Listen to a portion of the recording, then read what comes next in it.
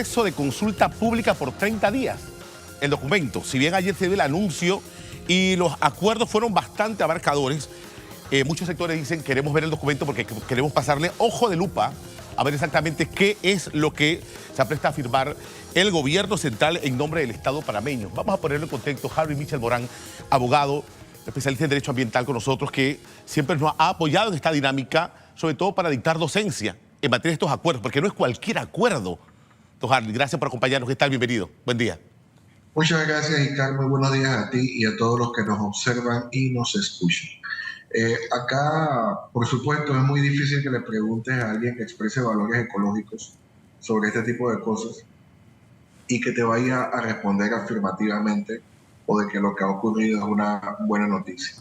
Estimamos que no lo es, no solamente por la inherente destructividad de la actividad minera metálica a cielo abierto en Panamá, sino que también porque esta es una empresa que ha demostrado numerosos actos de contaminación, como el mismo Ministerio de Ambiente lo ha corroborado, y que estuvo en un contrato ley desde 1997, negociado de la misma manera en que se está negociando este contrato, salvo el tema de la publicidad, que es característico de este gobierno.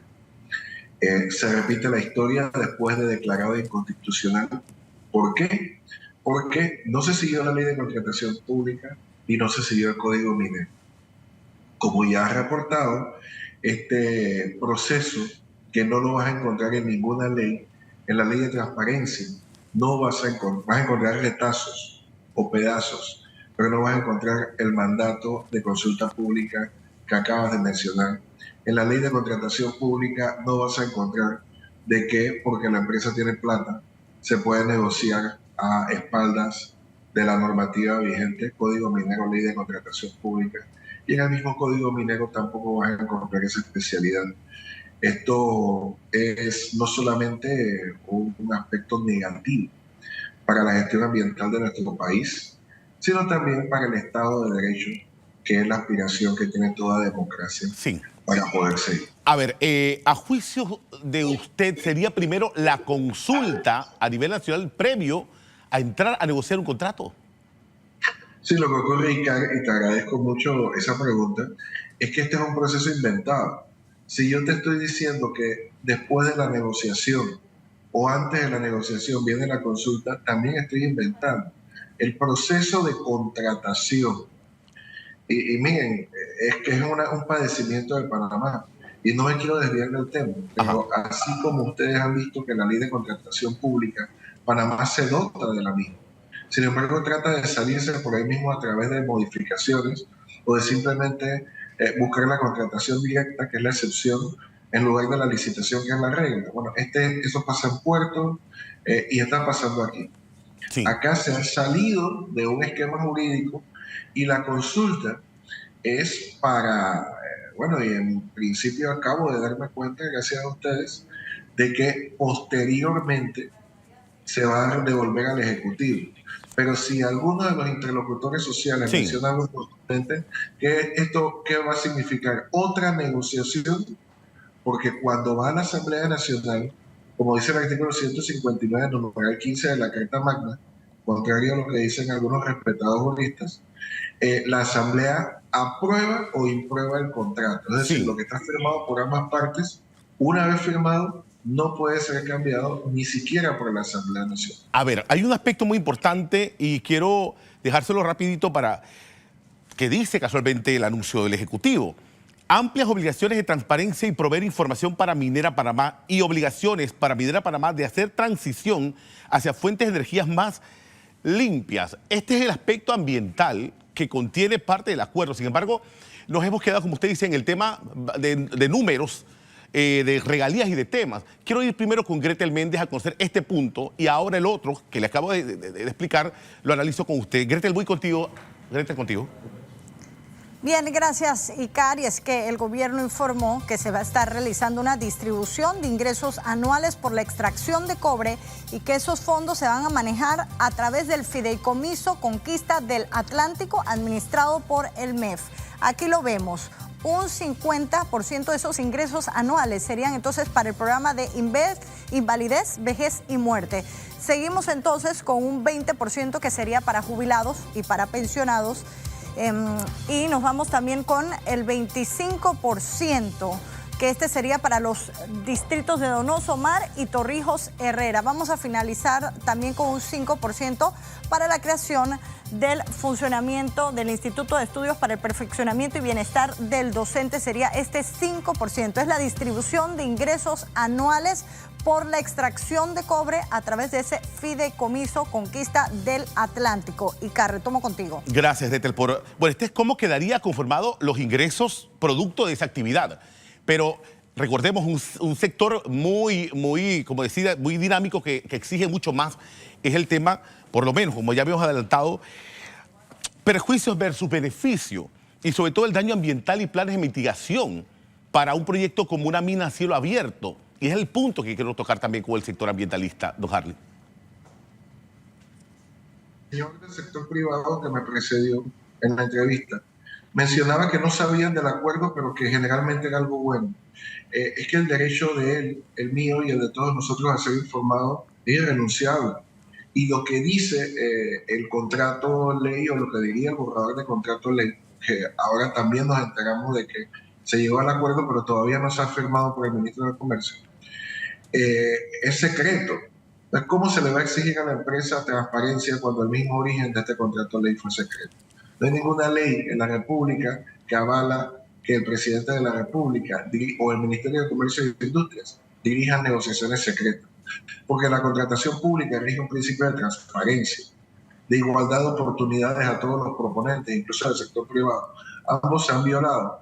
Y miren, como no hay ninguna norma jurídica mencionada jamás en todo este tema de negociación por parte del sector gobierno, del sector privado también, hay algunas ideas jurídicas, pero no hay ninguna norma jurídica mencionada. Esta repartición no me parece jurídica, me parece más política que jurídica, porque fue hecho por un anuncio de un agente político. No han hablado en derecho. Por el momento esta distribución me parece como para contentar sectores, pero recordemos que esta actividad tiene una doble capa de destrucción. Es para extraer los recursos naturales de la tierra. Otros recursos naturales tienen que sufrir. Y la mitigación ambiental, que es la otra capa, para poder paliar esta destrucción, esta empresa no se ha caracterizado por seguir. Todos lo hemos visto, y por más que se haya minimizado en las últimas multas que se han puesto prácticamente de relámpago, estas multas y estas conductas no solamente son infracciones ambientales, estas coinciden con el Código Penal de la República, y esto lo haremos valer en las instancias correspondientes. A ver, don Harley, un tema que llamó mucho la atención es el tema también de la capacidad de ampliar los hectareajes para seguir investigando y extrayendo. Y otro punto, también planes de mitigación. Ahora nos encontramos que va a haber 30 días de un proceso de consulta pública. O sea, primero yo firmo un acuerdo borrador, luego voy a consultarlo a la ciudadanía, luego esto pasa al Consejo de Gabinete y luego entonces al Legislativo, con la dinámica que tiene el Legislativo. Todo este aspecto que es muy importante, que todavía no tenemos acceso ni siquiera a los medios para poder, como se dice, ocultar o ver rápidamente los detalles, los vamos a lograr ver en 30 días de consulta, cuando hay un acuerdo previo. No, seguro que no. Y es lo mismo que, y mira, es que lo has mencionado con mucho tino. Ya hay un acuerdo previo desde hace mucho tiempo. Los ecologistas teníamos información de que esto ya estaba cocinado desde el evento de Orochas. Sin embargo, delante de toda esta distinguida concurrencia ambientalista internacional, este anuncio era impensable, por tanto se corre para esta semana, lo que demuestra una falta de sinceridad de parte del órgano ejecutivo con respecto a las delegaciones y los acuerdos internacionales, con respecto a lo que se hace en casa. Me asombra también que después de un año de que el presidente de la República está hablando de regalías por 375 millones de dólares, ahora resulta que son regalías e impuestos y que corresponden. Entonces, ¿qué corresponde a qué? Se está teniendo un nuevo régimen tributario. Recuerden que en el contrato anterior las regalías eran deducibles de impuestos.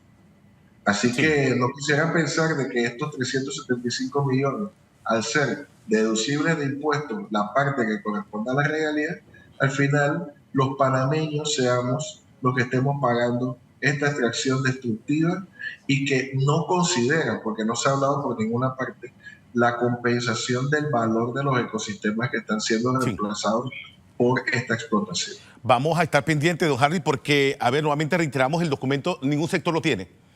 Lo que tenemos es la nota de prensa que envió el Ejecutivo, hablando del acuerdo, pero con temas, aspectos muy abiertos. Entonces, el documento, que imagino tiene que ser muy voluminoso, con muchos términos precisos y muchos tecnicismos, se va a saber en una consulta pública de 30 días. Vamos a ver si podemos tener acceso y conocer detalle, y sobre todo en el aspecto ambiental. Y sobre todo en el tema de daño ambiental, planes de mitigación y algunas que otras acciones, sobre todo de supervisión y de control y transparencia en el tema de la mina. Tema pendiente, vamos a hacer otra dinámica para también poder lograr el acceso al documento y poder consultar, don Harry. Dos cosas muy rápidas. En primer lugar, recordemos que no sabemos el estilo de contrato ley que tenemos en ciernes.